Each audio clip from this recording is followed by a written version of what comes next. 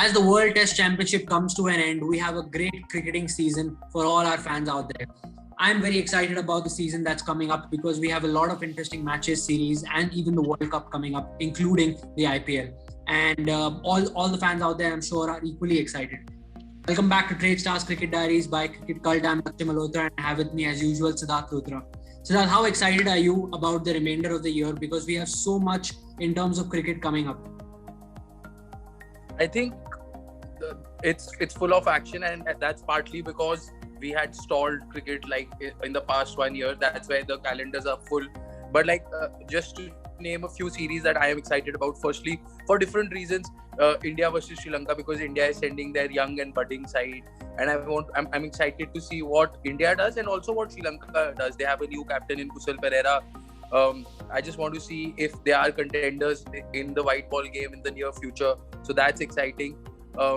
Then of course the India versus England test matches, that's going to be riveting. You also have the World T20, and before that the completion of the IPL is going to take place. That one series that might go under the radar, but I am quite excited about, is Pakistan tour of West Indies. I feel like both teams are similar. You know, when they're at their peak, at their best, they can just smash any team, be it Australia, India, England, on their day. So I'm very excited about those two teams, and of course, to top it all up, the Ashes, man, in Australia to end the year. Wow. Yeah, it's going to be a great year for all the cricketing fans because we didn't have a lot of action before, and now we have so many matches and series coming up to look forward to. It's going to be a busy schedule for all the fans. And the good thing is that the Trade Stars mainnet is going live on the 28th of June, and so all the fans and people following Trade Stars are going to head out to the platform and make their fantasy stock picks and start their trades. And I think Sid and I are here because it's important that we are here to give you an insight of how these stocks would necessarily work, which player should you pick, which player should you not pick and leave out. And what we're going to do is we're going to pick 8 teams in total. I'll pick 4 and Sid will pick 4. And we'll pick out our favorite players who we think are more likely to perform and whose stocks are more likely to rise and would be good investments on the TradeStar platform. So we'll pick 2 or 3 players from each side. So I'll start with Pakistan. So I think Pakistan have had a couple of good series recently. I think they did really well against South Africa, and I think their bowling has really come up to the front. One bowler who I think has been consistent for them is Hassan Ali. Hassan Ali is someone who sure has played series against like teams who hasn't really been doing well. Like South Africa, for example, didn't have their complete squad because some players were playing the IPL. And so it was comparatively easier for Pakistan, but I think that he's always been consistent for them. Now that he transitions from playing the South African team to playing the World Cup later on in the year, I think that he's going to be a very important player for Pakistan because he'll consistently pick up wickets. His stock is exponentially going to rise, and therefore he's a very good investment if you're looking to pick a player for Pakistan. Another player is going to be Babar Azam. Sure, his stock has risen massively in the past 1 year or so because he's been consistently scoring hundreds and saving the team when the team loses a couple of wickets around him. But he's the most safest bet that I can think of in the Pakistan team because some players from the team may not have the best performances and their stock value might fluctuate because of the series they play, but someone who has always had a purple patch or consistently performed for Pakistan is Babar Azam. And so I think he's a very safe bet and a very safe stock to pick. So these are my 2 players from Pakistan that I would pick. What about you, Sid? So I'm going to go West Indies because I mentioned the West Indies-Pakistan series. Since you went with Pakistan, I'll continue with West Indies. So the 2 players are one is Nicholas Pooran, and I feel like this is a good time to make that investment in his stock because of course he had a very, very horrid run in the IPL. But we all know he's a class player, and don't forget, like, he's also a very good red ball prospect for them. I am expecting very good things from him in all 3 formats. But yeah, his stock value might be a bit down currently, but it will shoot up in no time. So Nicholas Pooran is one, and the other one is Alzarri Joseph. All my Mumbai Indian fans would know that he has the best figures for Mumbai Indians in the history of the IPL. But it's his red ball bowling which has impressed me the most. He has the makings to become an all-format player, and once the likes of Kemar Roach and Shannon Gabriel, who've served West Indies well, they move on. Alzarri Joseph will be the leader of the West Indian attack. So Alzarri and Nicholas Pooran Lakshay. I think that's a very good pick because West Indies bowling lineup, we've seen them come up with really good bowlers, and Joseph would be a really good stock for all our fans out there to pick. Moving on to the next country, I have South Africa. So for South Africa, I think their bowling has really come up in the past few years. One bowler that's really stood out for me is Anrich Nortje. I think that the advantage of picking Anrich Nortje would be, one, the sample space will be really big. He's going to play the series that South Africa have coming up. Sure, South Africa don't play against tough teams right now. They'll be playing Ireland, but that's a good thing for people who want to pick players from South Africa, because this necessarily means that players who play that series get the opportunity to score big runs or to pick up a lot of wickets and increase the value of their stock. And also, when Anrich Nortje goes back to India, he'll be playing the IPL for Delhi Capitals, who are in a really good position, and he might even play the semi-final and the final. So that gives him another opportunity. And again, he'll play the T20 World Cup. So I think there's a lot of cricket coming up for Anrich Nortje, and he's someone who's always performed for South Africa. He'd be a really good pick on Trade Stars. Another one is going to be Quinton de Kock. He's your safe bet from South Africa because he's been scoring hundreds in Test match right now at will. He's so consistent for South Africa. He's an all-format player. He's going to play for them in the T20 Test and ODI. And given that he plays for Mumbai Indians, who might also have a good season in the remainder of the IPL and the World Cup as well, I think that Quinton de Kock is a very safe bet, and his stock is only going to increase from here. So Quinton de Kock and Anrich Nortje would be the perfect trades to pick up on Trade Stars. But that's South Africa. What about you, Sid? What's the next team that we have? So my next team is Sri Lanka, because India next plays Sri Lanka at their home. But I would like to comment on Anrich Nortje. You know, it's just my personal opinion. I feel like in the past 18 months, he has been a much better bowler than Kagiso Rabada. I mean, if you check the numbers, they will clearly show you that he's outperformed Rabada, but somehow he flies under the radar, as I said. So it's him. And for Sri Lanka, I will have Kushal Perera. I did mention his name. He's their new captain. He's a young captain. But I feel like he has it in him because he's an exciting player. It's like Lakshay used to say, no, that class के सबसे बुरे लड़के को monitor बना दो तो पूरी class ठीक हो जाती है. I feel that's the case with Kushal Perera, and he's an exciting talent. Then the other one is Vanindu Hasaranga. Check him out in the India series. Wrist spinners, it's all about T20 in 2021, and wrist spinners rule the roost, as we all know. So check out for this new talent, Vanindu Hasaranga. He's not new, but for Indian fans, they'll see him firsthand in the series against India. Yeah, I think it's a good pick Sri Lanka right now and Sri Lankan players, because they were a very dominant team from 2007 to 15, and all of a sudden the team sort of fell when players retired and they had to form their team from scratch. So I think Kushal Perera is a really good pick on Trade Stars. Coming on to my next team, which is New Zealand. I think one stock that everybody needs to have is Devon Conway, and people have been running to pick him is because of his double 100 recently that we've seen against England.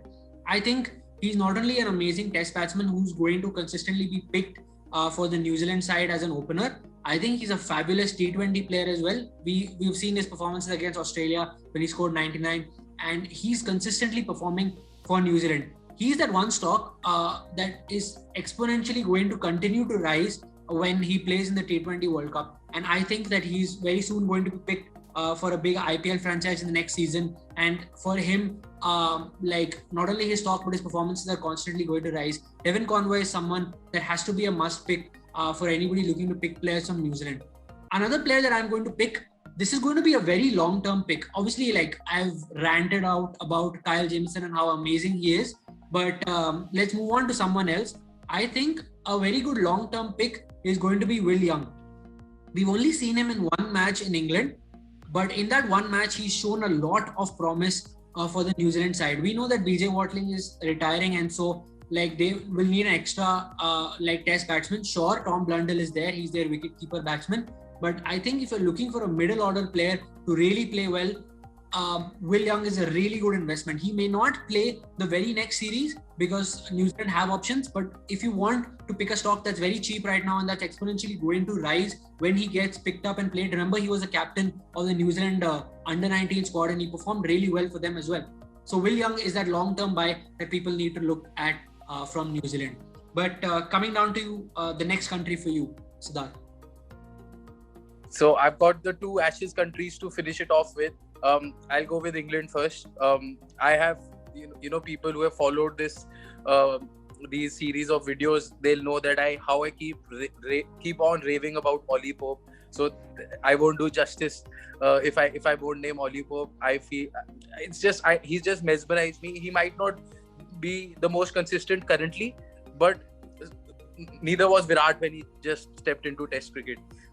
This guy is special. Mark my word, this guy is special. And the batting-friendly Australian conditions, how with the drop-in pitches, the pitches have become very batting-friendly. With the ball coming onto the bat, good pace, good bounce. Ollie Pope, watch out for him, man. Just watch out for him. The other one is Chris Woakes. Now, I expect a lot. Like I was kind of flummoxed between, say, Chris Woakes, someone like a Chris Woakes and Sam Curran. But I feel like Woakes has it in him to damage India with the ball in the Test series. He'll also play the IPL for Delhi Capitals. He did really well. Outside chance of a place in the World T20, and then depending on how he performs in the India-England Test, Ashes. And don't forget his batting. I feel like Chris Woakes' stock will continue to rise. Yeah, definitely. I think he's done really well for Delhi Capitals as well. So Chris Woakes is a really good option for England. Coming down to my last team, and my last team is going to be India. The biggest problem with picking players from India is that this country can like send out 3-4 teams and all of them can be good enough to compete in the World Cup. So there are so many players to choose from. I'm going to make my picks based on like players that I think are going to play all formats, and people whose either stocks have necessarily not increased in the past few months and now are going to increase or are going to be safe bets. So my two players, I'll start with Jasprit Bumrah. I think he went back for the wedding and so he like missed a lot of matches that he could play for India, and now he played against New Zealand. And he didn't have a really good season for Mumbai Indians as well so far. The reason why I'm picking Jasprit Bumrah is because he's going to play against England and he's going to play for Mumbai and then he's going to play the World Cup. And the sample space of matches that he has is A, large, but B, and most importantly, he's that player who's going to make a comeback and in terms of what was expected of him, and he's going to take those wickets, and he's that first pick that Virat Kohli is going to make for his side in terms of bowling options for whatever format it is, which means that barring any injuries, Jasprit Bumrah is there in the team, one, but two, he's going to be someone who's going to pick up wickets at the death. He's someone who's going to pick up wickets early on. He is that wicket-taking option that Virat Kohli goes to every time. Jasprit Bumrah has to be a stock that you have to pick, because remember, because he didn't play a lot of matches and he didn't have a great season, his stock hasn't really been high, and now is the time to pick his stock because now he's going to play a lot of series and that's when his stock is exponentially going to rise. The second player is going to be my safe bet player, which is going to be Rishabh Pant. Rishabh Pant, we know his stock has increased so much after his brilliant performance in Australia and how he's taken India to the final, but the best of Rishabh Pant is yet to come, because I feel he's going to be a very valuable asset for India against England. He is a very valuable asset for the team he's captaining in the IPL, and obviously I think he's going to be a very important player in the middle order for India in the World Cup. Rishabh Pant is that one wicketkeeper batsman out of all teams that you can close your eyes and purchase, whose stock you can close your eyes and purchase, because he's a very safe bet. And so these are my two players. I know there is a lot of other players in Sky and maybe Ishan Kishan or someone else or Prithvi Shaw, but I would go with these two because I see them playing most matches and their stocks will increase. Coming down to the last team, Siddharth. So as you guys guessed it, the last team is Australia. People would have noticed I haven't based my picks on already superstars, because the thing is it's saturated. I feel like to an extent their stock value is saturated. So I'll go with relative unknowns, not entirely unknowns. So it's very easy to go with someone like a Steve Smith and or a Marnus or a Nathan Lyon or a Pat Cummins. So I'm not going to take any of those names. For me, it's one is Will Pucovski. I saw, when I was in Melbourne, I saw him play live for a club cricket team, and I was mesmerized. And then he made his debut against India against all odds, and he did really, really well. He handled himself beautifully. Australia are looking for someone to partner Warner, and I feel like he could be their answer. The other one is Australia's answer to Ben Stokes. Yes, I think Cameron Green has it in him. Cameron Green is a future superstar to watch out for, and not only in Test cricket but in each and every format. I mean, someone who can easily clock 135 to 140 kilometers per hour, and then can hit those huge sixes and can bat for time in a Test match. I mean, what else do you want, Lakshay? Yeah, I think he's a very safe bet and a very good bet on TradeStars because, and a lot of people have said so, including Michael Vaughan and many other grading experts. So Cameron Green is a really great buy. And I think that's it. So these were our picks for stocks that we think that we would purchase or we think that would be safe bets on TradeStars. And hope this gives you an insight into TradeStars and how stocks are picked and which stocks we think are good enough for people to buy and trade. With this, we conclude our TradeStars Cricket Diaries by Cricket Cult series. I'm sure you all had a great time watching these videos, and Sid and I had a great time bringing such content to you, previewing, reviewing series, looking at players and their performances. And but the important thing is TradeStars mainnet goes live on 28th of June. Head out to TradeStars, pick your fantasy stocks, make your trades, and create a portfolio for your favorite fantasy stock. Because we have a lot of content coming up in terms of the series that we're playing this year. And keep following Cricket Cult for more such content and videos. We'll be back soon. Like, comment, share, and subscribe. I'm Lakshya Malhotra and I have with me Siddharth. Until next time, goodbye and take care.